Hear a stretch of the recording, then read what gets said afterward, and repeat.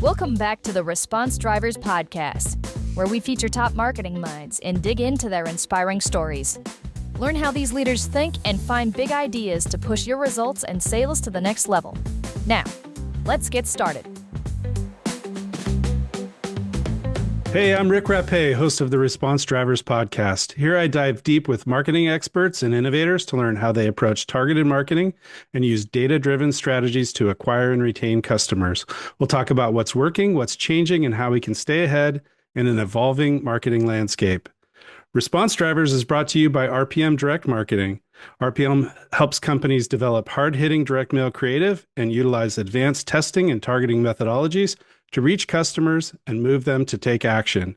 Our goal is to fully optimize your marketing performance to drive more sales and exceed growth expectations. RPM delivers smarter, more profitable direct mail solutions so you can turn your direct mail programs into a predictable, efficient sales channel. Check out rpmdm.com to learn more. Well, my guest today is Rob Levin. Rob is a growth marketer. He's a consultant specializing in SaaS and subscription growth. And after 7 years in the Marine Corps, he spent more than 20 years leading growth at companies like Priceline, GE, WWE, Nickelodeon, from startups to PE portfolio companies before founding his consulting practice. Thanks for joining me today, Rob. Awesome. It's a pleasure to be here, Rick. Thanks so much. Well, I see your Marine Corps poster on the wall behind you, and I wanted to ask you about your military experience and how did that influence your approach to business and to marketing? Yeah, absolutely. And always be marketing, right? So, Right. uh, uh, I think one of the key things about my military service, and I'm so grateful for that service, that I made that decision, and I didn't realize it at the time, is so many benefits. But one of the things that helps me today is that feeling that regardless of the challenge in front of me, I have no choice but to overcome it and succeed. So, when something feels really hard or feels really scary, like starting a consulting business, right? I've never owned a business before, and I've had to learn a lot about even the admin side, right? Should I be an LLC or an S corp or an LLC filing as an S corp? Things like that, right? There's been a lot of learning, very very long days. But at the end of the day, I think part of that Marine Corps mentality is it doesn't matter what the challenge is, whatever the mission is. I'm going to get there, and I'm going to succeed no matter what. So yeah, super grateful for just having that really instilled in me for 7 years. Yeah. Wow. Well, thank you for your service. That's really wonderful. And is it the Marines that say adapt, improvise, and overcome? It Is is, that yeah, is that a Marine yeah. Corps saying? We love our slogans, we love our acronyms, and that is one of them. Adapt and overcome. Yeah, I love that saying too. It's definitely one that gets you through the hard times and keeps you moving forward. Um, Another sort of bit of advice I could share with you as a fellow entrepreneur is I've been a member of the entrepreneur organization for a long time, and it's entrepreneurship can be kind of lonely. You feel like you're pretty isolated at times because there's a lot of things that you can't really talk about with a lot of other people. But Mm. a community group like Entrepreneur Organization is a great place to find other business owners, and we get together and talk about lots of things, and it's helped me in a many different ways. So I'm going to give a little sales pitch for the Entrepreneurs Organization. That sounds great. Yeah, definitely want to hear more about that. All right. What motivated your transition from leading growth at large corporations to founding Chief Growth Advisor?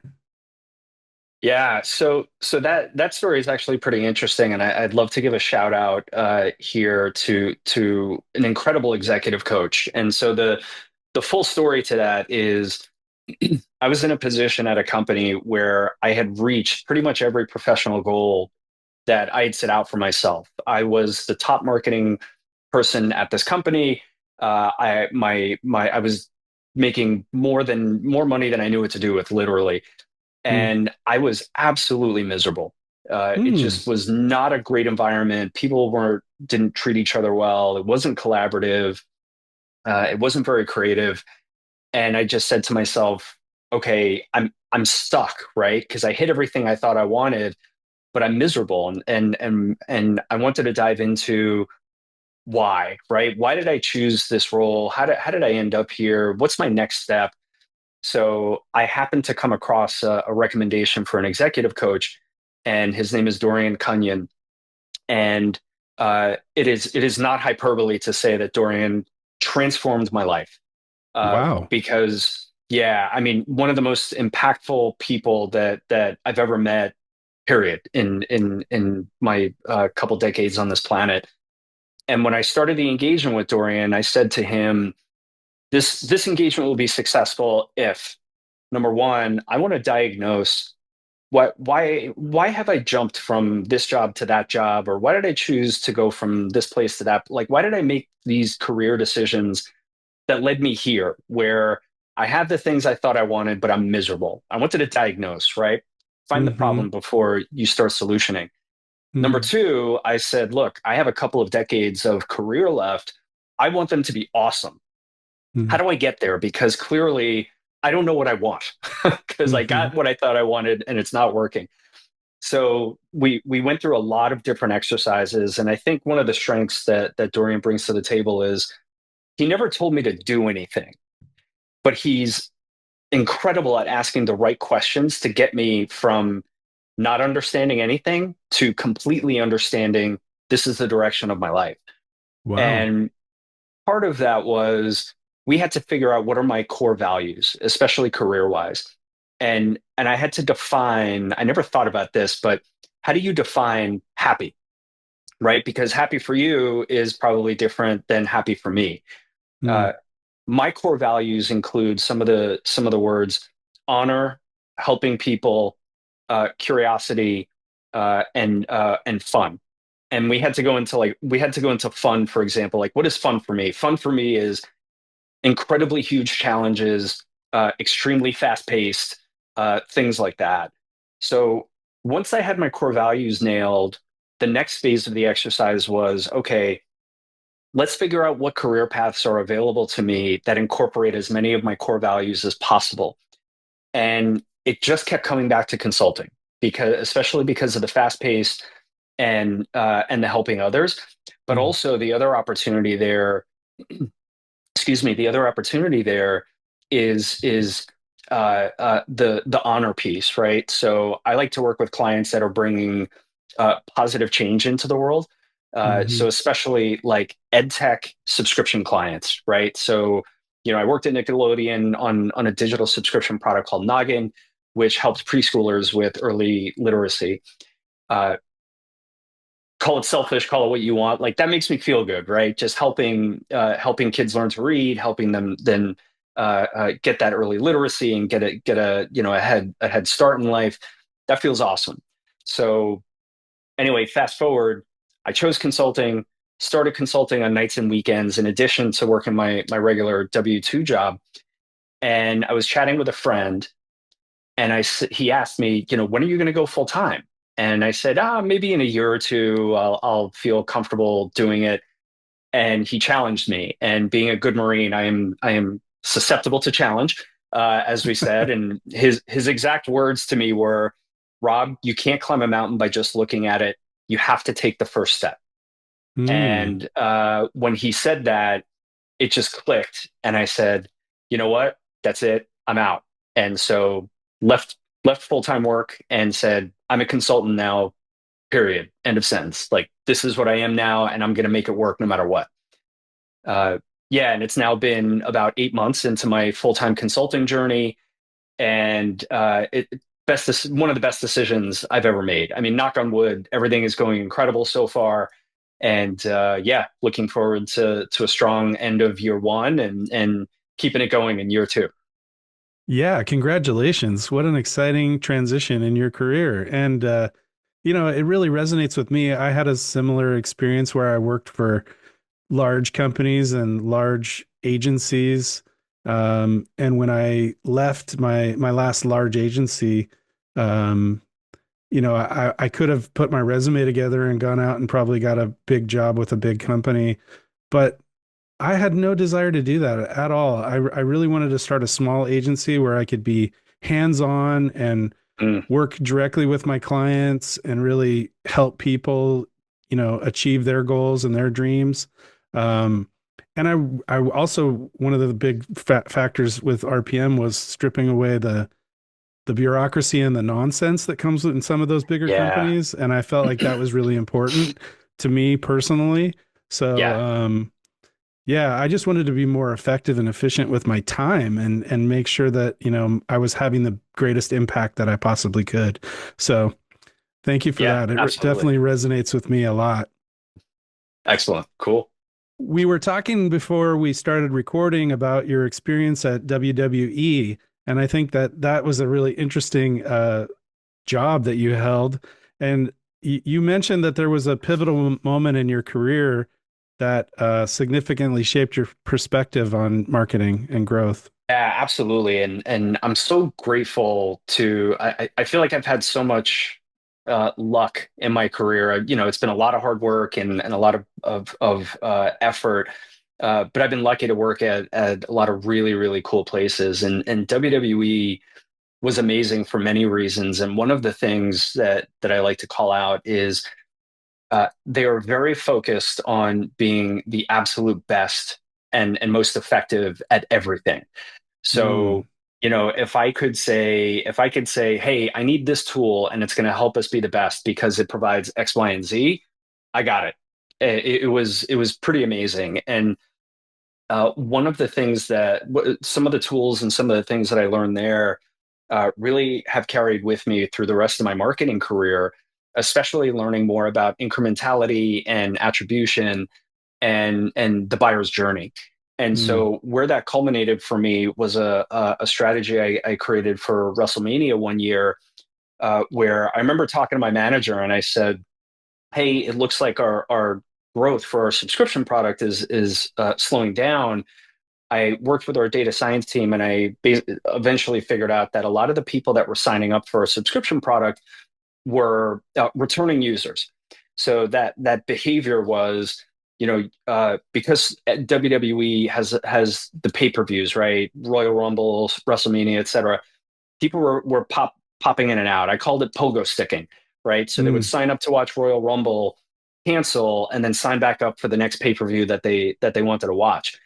And mm, so the argument that I made to my manager was, look, our CPA looks like it's $25. I don't remember, whatever, right? I'm making up a number. But it's actually multiples of that because we're acquiring, Sally Smith and Dave Jones four times throughout the year, and we're paying $25 each time or $30 each time for that person. So their actual CPA is $100. So we need to figure out how do we get new people into the fold because the growth was slowing and we had to widen the top of the funnel. mm, So uh, my hypothesis was, look, there are many people who are lapsed fans, right? Or they used to watch WWE, but they've never subscribed to WWE Network, or they haven't paid attention in a while. And what we have to do, the strategy or the problem that we had to solve was WWE is storyline driven. And so we can't just keep saying, watch WrestleMania, watch WrestleMania, watch WrestleMania, because these people are lapsed, you can't just come into a storyline halfway, right? It's like coming into a movie an hour in, right? Because you're wondering, like, oh, why is he upset with her, and what's going on here, and like, why are they on Mars, like, right? yeah. So what I said was, because it's storyline driven, we have to educate people about what's going on in the storyline before we can get them interested in signing up for our subscription product to watch WrestleMania. Mm, So we ended up partnering with a website called Fandom, which is a content website. And I said, all right, let's give previews to the matches so that before we ask someone to buy, we say, hey, this is why Brock Lesnar is wrestling Roman Reigns, right? What's the story about the beef, right? Because mm, you're not going to be as interested unless you know the background story, right? So we had this content piece, we pixeled people, we started, following them and showing ads. Initially, just telling them to go back and read the next installment of the article, right? So we didn't have that hard sell right up front. So we just kind of nurtured their interest, build their interest until finally a week before, maybe a week and a half before WrestleMania. Then we said essentially, hey, now that you know why these people are battling each other, make sure you're signed up for WWE Network so you can watch WrestleMania, right? So we called it a nurture strategy, right? And one of the things that I tell people, I mentor a fair number of young marketers, and what I convey to them is good marketing is like a conversation, right? It's you can't start halfway. You can't start with, you can't propose on the first date, so to speak, right? You have to Mm, introduce who you are, nurture somebody down a path, and then eventually ask them for their money, right? mm, So this nurture strategy really followed that. And so, learning about the buyer's journey, learning, and then on the technical side, how to track that incrementality where, we could go into our data and run the regression analysis and figure out, hey, display looks like a $400 last click CPA, but the true CPA, because we did the media mix modeling, was $74, right? And it mhm, also helped contribute X percent to the number of new incremental subscribers. mm. So learning that buyer's journey part and also how to track that true effectiveness and incrementality, those are key things that I learned at WWE that helped me carry that through the rest of my career. The result of that project was we ended up doubling the number of subscribers acquired for WrestleMania year over year. So that's the probably the biggest win of my career. Wow. Congratulations. That sounds amazing.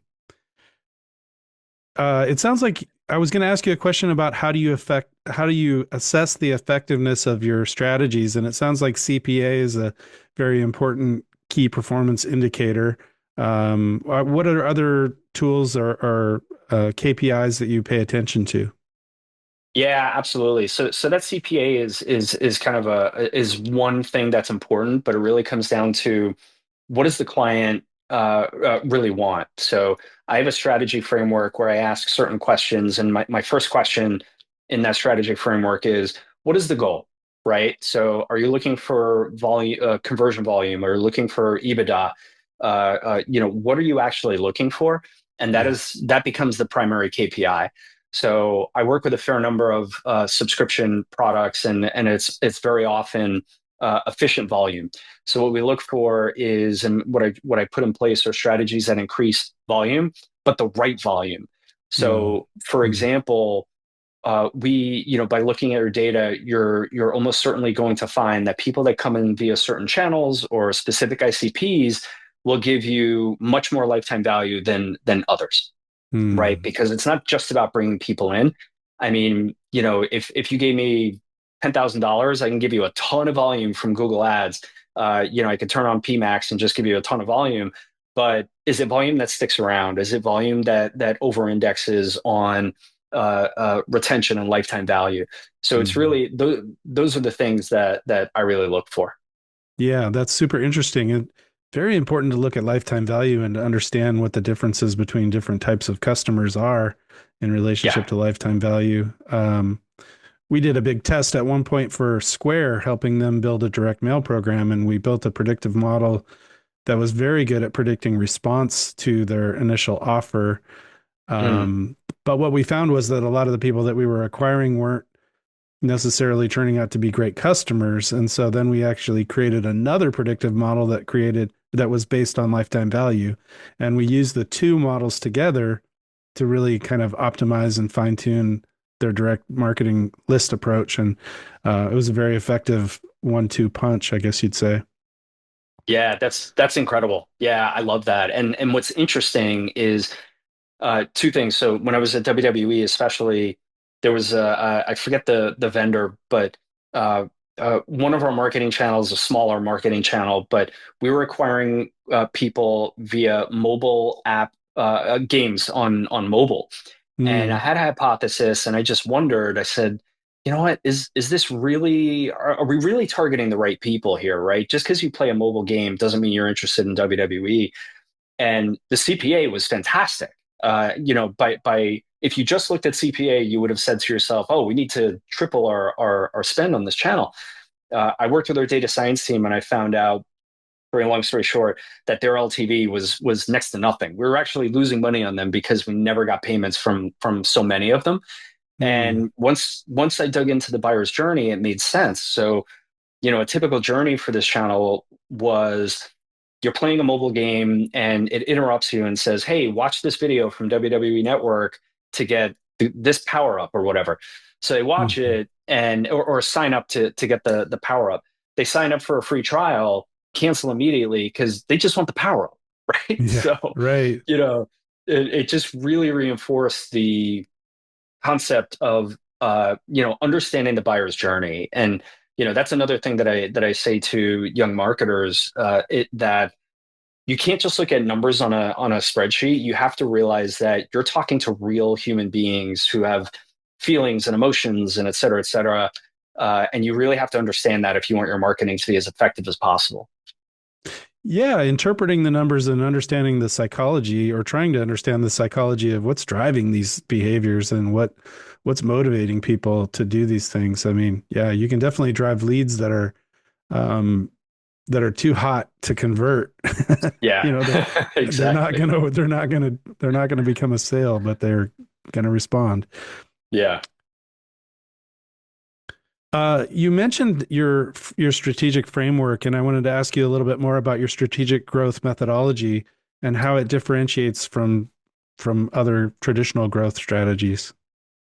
Yeah, absolutely. And so I'll talk about first where it was why I developed it. And so uh, for all of the time that I've been consulting, almost every CEO that I've spoken to has said to me some form of this statement: "We have no growth strategy. We have no marketing strategy. We're just trying lots of things." And the trying lots of things will eventually maybe get you to where you're going. But what is more effective is that prioritization piece and really thinking through what is the impact actually going to be here, right? Because I've been in situations, I've been in the rooms where a senior leader says, "Hey, the young kids are on TikTok. We need to be on TikTok." And really the answer is, no, you don't have to be on TikTok. Maybe you do, but first, let's take a strategic approach and figure out who are you marketing to and how would you be on TikTok, right? What does that project actually look like? And look at it from a strategic lens. Does it fit with who we are, the messaging that we have, et cetera, et cetera? So what Hmm. the workshop does is I'm providing instruction on and guidance on this is how you set up a proper growth practice at your company. These are the meetings that you're going to have. Here's who needs to be in those meetings and why. Here are their responsibilities. I also produce several, I give them several artifacts. So one of them, for example, is a prioritization matrix specifically designed for subscription and SaaS companies. And what you do in this matrix is you evaluate an idea or a project against how many incremental subscribers do you think you're going to get? How confident are you in this idea? How much effort does it take to produce this? And it gives you a score based on the values for those questions. So Mm, it's a variation of what's called the ICES matrix or the ICE matrix. But mm, I've converted it to be more applicable for SaaS and subscription. So you get that matrix. I will also help you build a growth model. So a growth model breaks out each of your acquisition, monetization, and retention and referral activities into its component parts so that you can forecast, hey, 3 years from now, if we add this project or this feature, how does that impact our revenue and EBITDA? So that also helps as a prioritization tool. And mm. so again, the workshop really just seeks to the way that it's different from other things that I've seen is I feel like a lot of people or a lot of the solutions to strategy, growth strategy that I've seen are fluffy. And I guess this is part of where my military training comes into play, right? Where we used to say we're going to break things down by the numbers, and breaking Mm. things down by the numbers means it's kind of like an explain like I'm five, right? So by the time I'm done with this workshop, everybody knows exactly what to do. There is zero ambiguity, and there's 100% total clarity.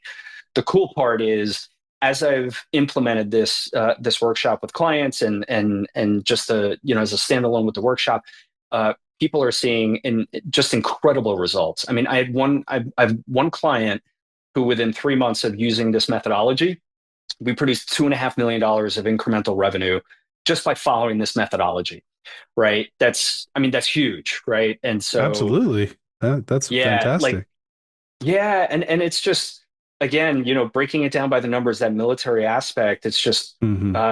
it becomes very, very simple to execute growth once you know exactly what to do and you have the artifacts and the tools to do it. Yeah. It sounds like you study the scalability too of channels and understand, it seems like a lot of marketers start with dabbling in things instead of like really being strategic. We see that in direct mail marketing all the time, where companies will throw out a little direct mail postcard or something and they're like, well, we tried direct mail and we got mediocre results. That's not a very strategic way to try direct mail. I mean, and direct mail can become a massive scalable sales channel because everybody has a mailbox. So, Yeah. it's a very effective way to reach the audience, but if you really want to do it the right way, there's a process and it's more strategic than just starting from one postcard or something like that. Yeah, yeah. Just one more comment on that because I love that you brought that up. That situation that you just brought up is such a common mistake where somebody says, "Hey, we spent $1,000 on Google Ads, or we spent $2,000 on Facebook, and we tried it Yeah. for a week and it didn't work." Huge mistake. Huge, Yeah. huge, huge mistake. I Yeah. think anytime you're assessing a channel, you really have to make a call before you start. What is the right amount of investment and effort into that, right? And I agree with you. I mean, I think direct mail, I've talked about this in LinkedIn posts for a while. I think when most marketers, especially younger marketers, they hear direct mail, they think old fashioned. I think what most people don't realize is how incredibly targeted direct mail can be. Yeah. So one client right now that we're evaluating this, and we'll probably kick off soon, focuses on active duty military. Mm. So, what's a great way to find people who are active duty military? Get the zip code for Fort Sill, and get the zip code for Fort Lewis, and start sending mail. Right. Mm. So Yeah. it's incredibly targeted and can be just incredibly effective. Yeah, there's lists out there for just about everything. We do a lot of list research and find the right list sources, and that's an interesting aspect of direct mail. That's kind of a black box in a lot of ways because there's Yeah. there's so many different potential list sources, and they're compiling data from different list sources, and there's so many different attributes attached to each record. I mean, there's a wealth of information that you can tap into, much more so than in digital marketing. Yeah. Yeah. The other thing that we notice about direct mail is just that there seems to be a bit of a crisis of trust happening in a lot of digital marketing. And the universe of people in different digital channels is fairly fragmented. Not everybody's on Facebook, not everybody's on Yeah. TikTok. And so you have to really be all over the place to like piece together your full market. Um, so in direct mail, we can hit the whole market or more of it, I think. Yeah. Um, well, you answered one of my questions about what are some of the common obstacles that are facing people. You touched on that already, so I'll skip forward to my next question. Um, what are some of your most effective tactics for improving customer retention or um, most effective tactics for acquiring new customers? I mean, that's kind of two questions in one, I guess. Yeah, I'll start with the first one first. And my opinion on retention is good retention starts at activation and Mm, onboarding, right? And something that almost every subscription product I have come across really seems to forget or struggle with is that first time user experience. And so or the fatui, to use a video game term, right? So what happens immediately after sign up? Do you show them a thank you page that has an order number and then peace out? And right? that doesn't make Mm. sense, right? And I'll touch back to something I said earlier in the show here about good marketing as a conversation, right? Mm. Hmm. So, once you establish a relationship with somebody, you don't just walk away, right? You want to introduce them to you, right? So for a subscription product, you want to give them an on-ramp into your subscription product, and you want to get to what I call, I'll keep it PG, the kick butt moment, right? As quickly as possible. The kick butt moment is the moment in time when somebody uses your product and says, I can't believe that I waited this long to sign up for this. This is incredible. Totally solves my problem. I love this. Right.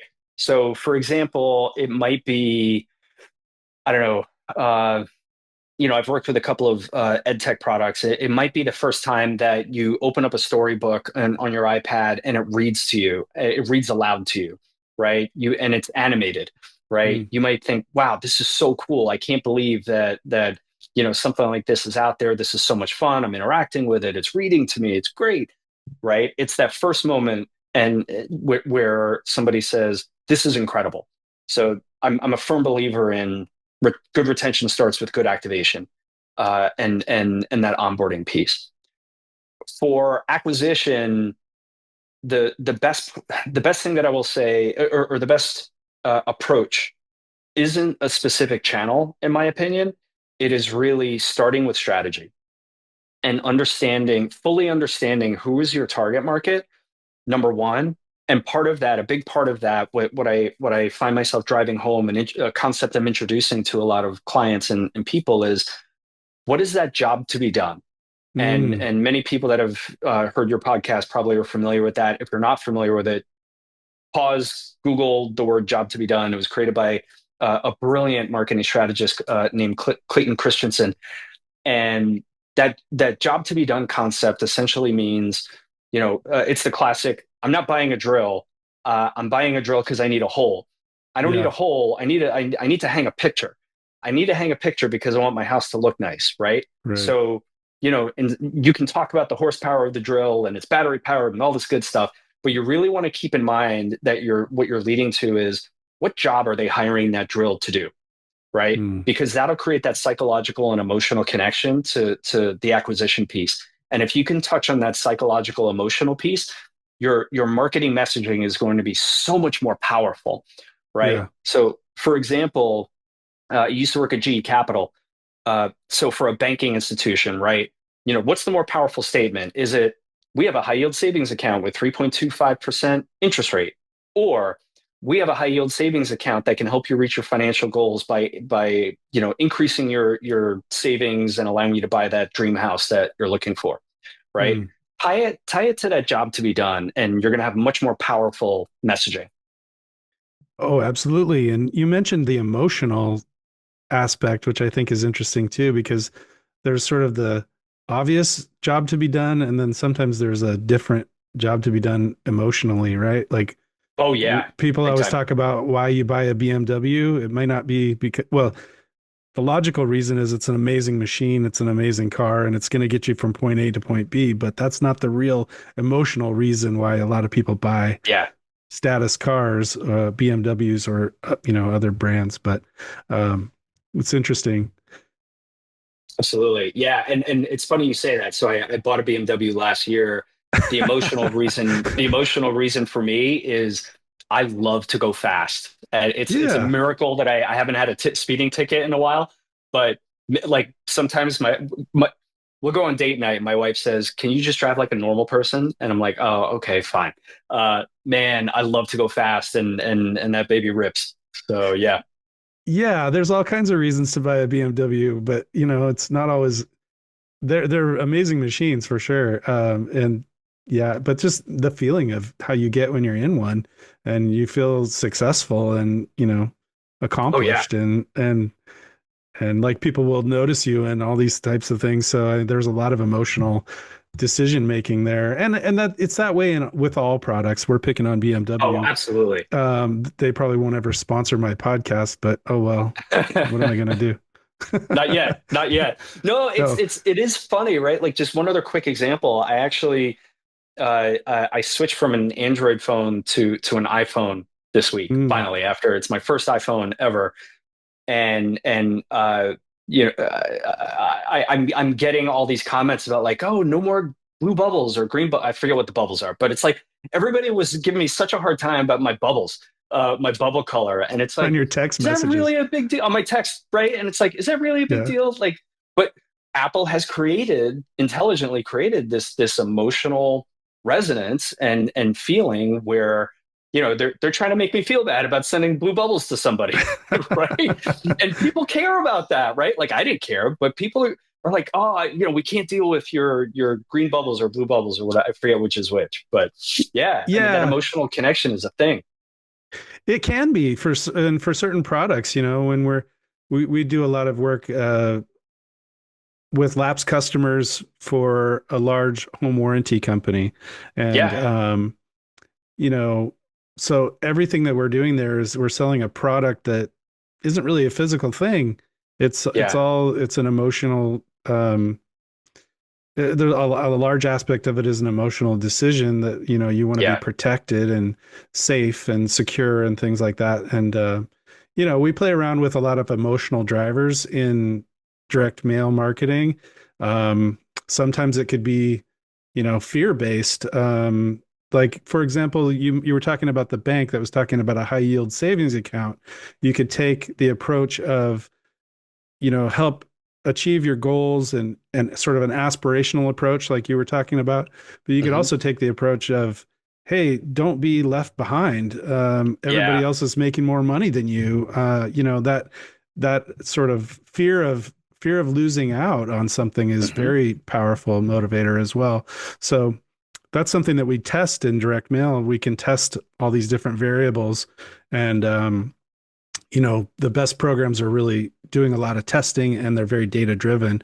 And then Hmm. we look at, what if we try to resonate with this emotion versus this emotion, and we Yeah. see big differences in our programs. So Oh yeah, I'm sure.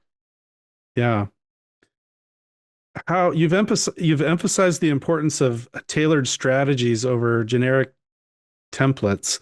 How do you ensure that your client receives a very tailored, unique approach?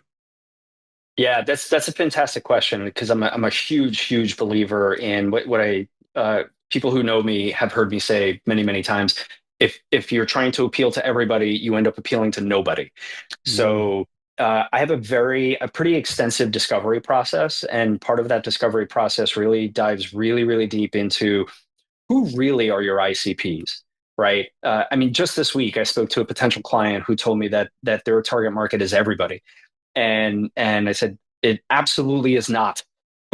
There is no way, right?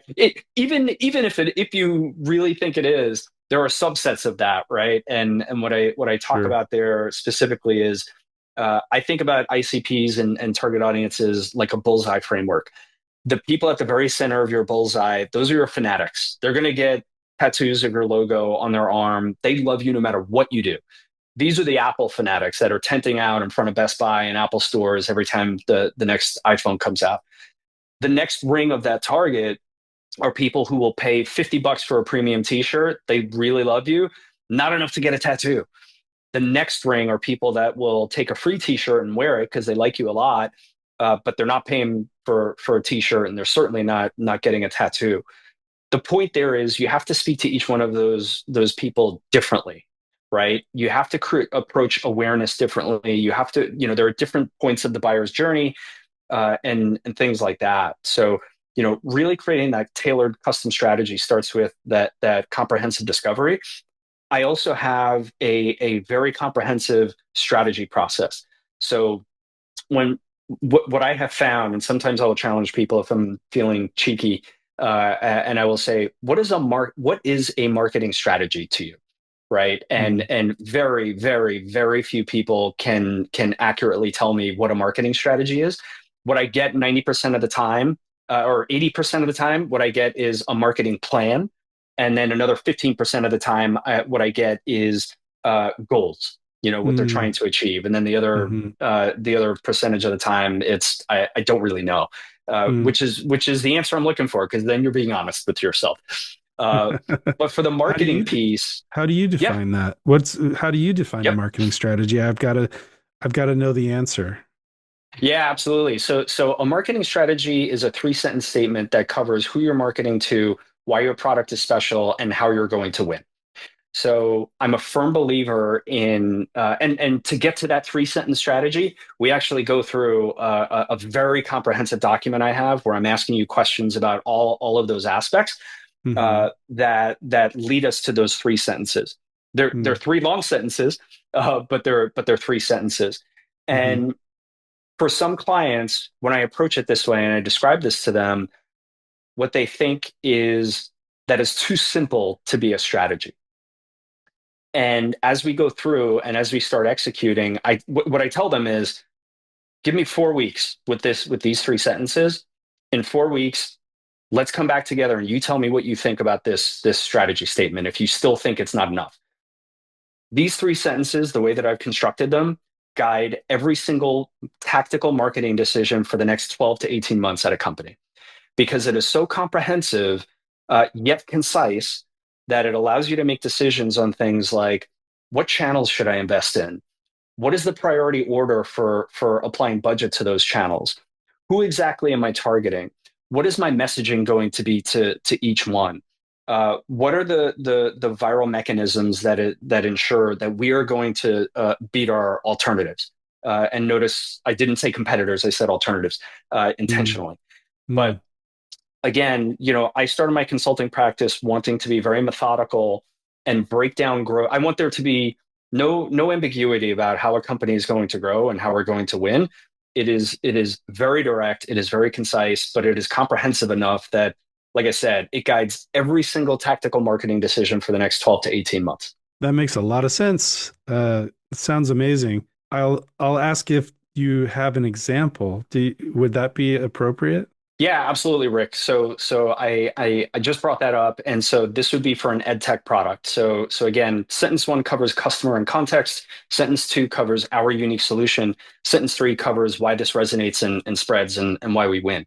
So sentence one: when busy working parents need to supplement their child's math education at home, they currently buy workbooks or hire tutors, but struggle with inconsistency and guilt because existing solutions require constant parental supervision and expertise they don't have time or confidence to provide.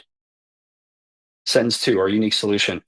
We position ourselves as the adaptive math tutor that uses AI powered progress tracking and parent coaching to guarantee grade level math confidence within 90 days for overwhelmed working families.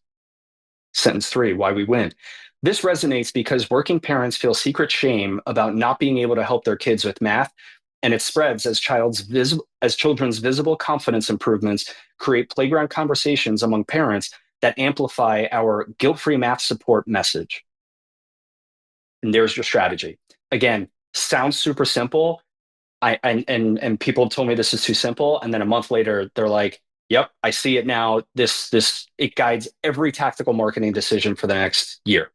Yeah, it provides a very clear foundation for them to build off of and work on the specific tactics that they're going to employ. And it's a great starting point. Yeah, yeah, it's been awesome, especially like I said, for those clients that start off with, we don't have a marketing strategy. Well, after an hour or two with me and the strategy workshop, now you do. Awesome. Well, I can tell that you're a lifelong learner and that you're studying things and staying updated with the latest trends. What are some of the things that you pay attention to stay ahead of innovations in the marketing industry? Yeah, absolutely. So what I often start with is a problem diagnosis first, and if you can't tell by now, I'll say it explicitly. I've worked for several management consultants, so I start I've adopted their problem solving methodology. But I start with what am I trying to learn, and currently I'm trying to get even better at the strategic piece.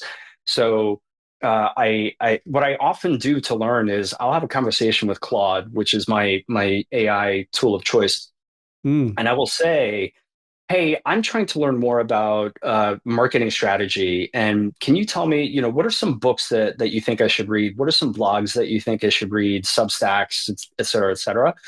and it will spit back at me, "Hey, you should read." I mean, this book is on my desk right now.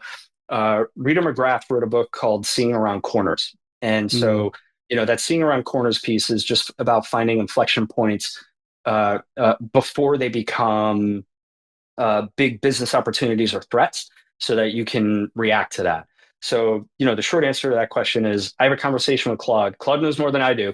And I just say, "Hey, trying to get better at X, what should I be following?" Because at my level, at a C level, even though I still read Search Engine Land and things like that for tactical execution on TikTok or individual platforms or things like that, a lot of what I'm bringing to the table is that strategic piece.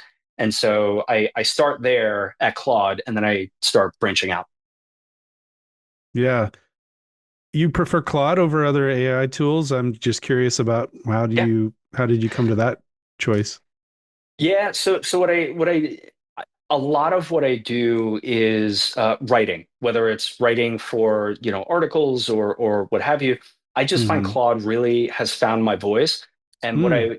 what I do in Claude that you can do in ChatGPT and Gemini, I'm sure too, is I've uploaded about 20 pages of my original writing Hmm. into Claude, created a project, and I'll say, okay, I'm writing an A/B test plan. In addition to my original writing, I'll upload 10 test plans that I wrote.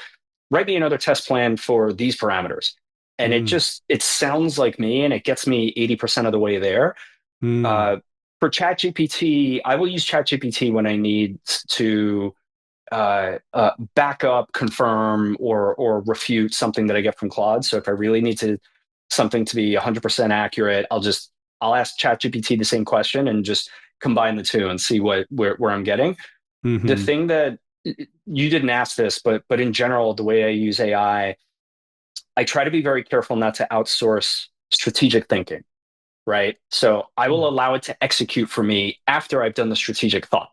Uh, that said, I will sometimes use it as a strategic thought partner, right? So Hmm. I'll have a conversation with it about, "Hey, this is where I think we should go. This is why. This is what I think the strategy is."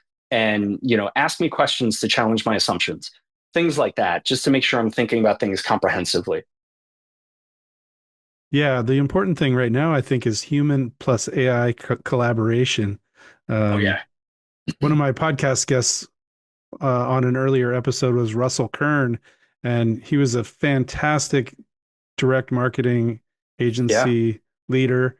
And he's in his latest career iteration, he's focusing heavily on human AI collaboration and on helping companies get out ahead of AI and learning how to use Mhm. AI. So it's very, very interesting. Yeah, absolutely. It's as well covered and thought about as AI is today. I really think we are underestimating the impact that it's going to have on society. I mean, Yeah. uh, not a marketing example, if you can indulge me. So, with a quick story. So, my youngest son is 11, about to turn 12. He's a lacrosse goalie. And a very common injury for lacrosse goalies is broken thumbs, because the way they hold their stick, the thumb tip is facing the shooter. Uh, And he's at an age now where he's not really at danger of a broken thumb, but he's getting bruised, and it hurts when he gets hit there. I had a conversation with ChatGPT, a very long conversation, which culminated in a design for an add-on piece to his glove to disperse and then absorb shock to the thumb. And so I said, "All right, you're an impact physicist. What is the right shape for a thumb protection?" So long story short, it made me. I made this design. It actually ChatGPT helped me write the patent application for this because it doesn't exist. But wow. basically, I'm going to use because I said to it, because I'm a hockey player and I do a lot of modifications to my gear because I'm a goalie on the ice. But I use a material called sorbothane, which is a shock absorber, and I've used it before. So we're going to put a layer of sorbothane on the thumb of his glove, and then hard thermoplastic on top. And thermoplastic is just beads that kind of get squidgy in hot water, and you can Mm. form it. but I said, hey, what shape should that hard plastic be to really distribute shock? And it said, oh, you should make a hexagon. Because I remember reading somewhere about hexagons, and I said, should I use a hexagon? Is that the right shape? And it said, yes, absolutely, you're right.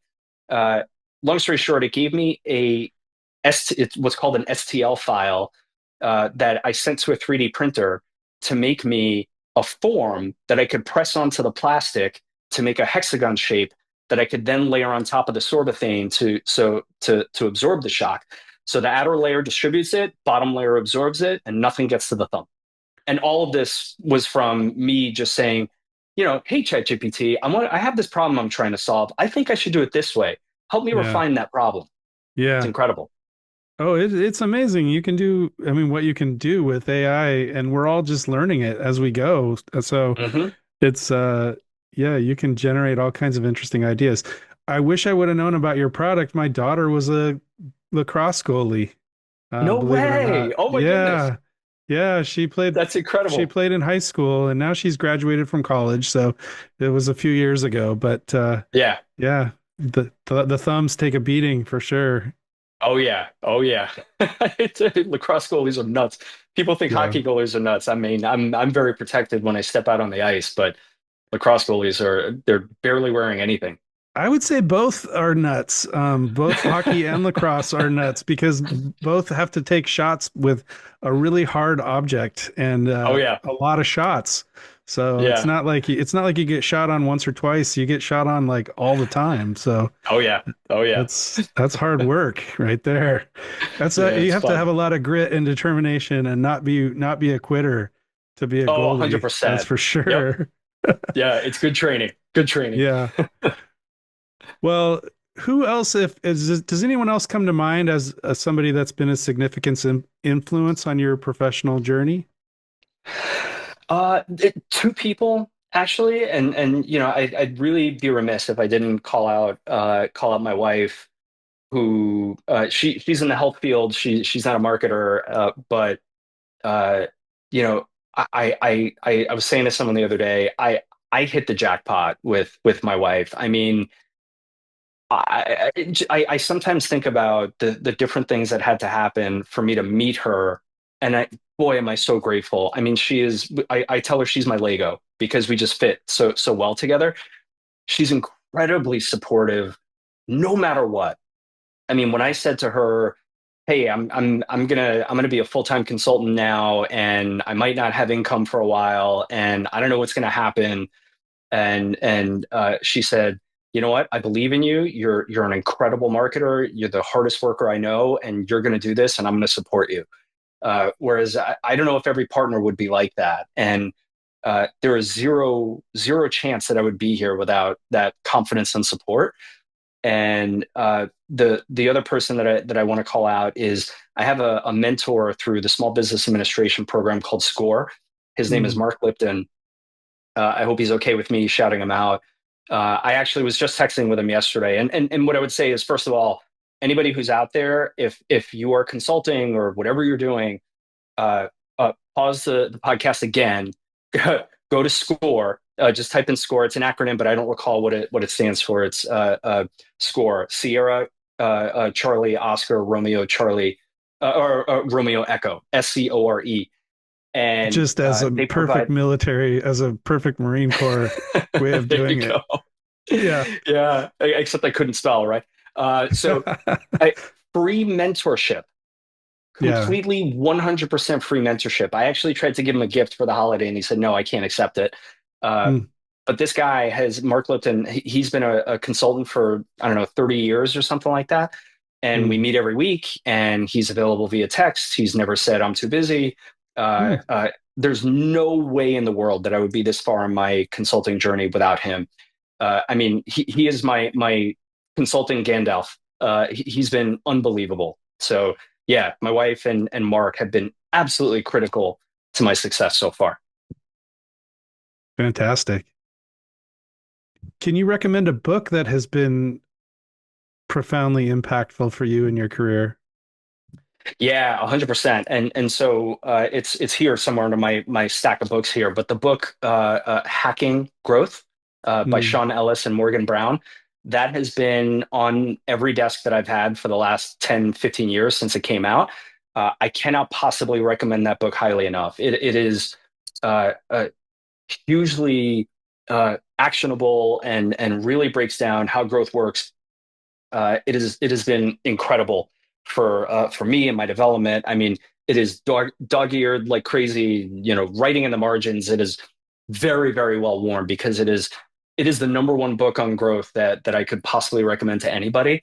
It is so good that when I was working corporate jobs, I would come into a job or somebody new would come onto my team. I would buy that book for them and just go out of pocket, get them the book because it covers so much of how growth actually works, and I've just incorporated it so much into how I run my practice. It's the number one thing I could recommend to anybody. Wow, I'm going to check that out right away. Yeah, Thank you. yeah, it's fantastic. Yeah, absolutely. Well, this has been really informative today, and I really appreciate your time, and it's been great getting to know you. How can someone reach you if they're interested in learning more about you or working with you? Yeah, absolutely. I appreciate that. So best way is to find me on LinkedIn. So Rob Levin, Levin, Lima Echo Victor India November.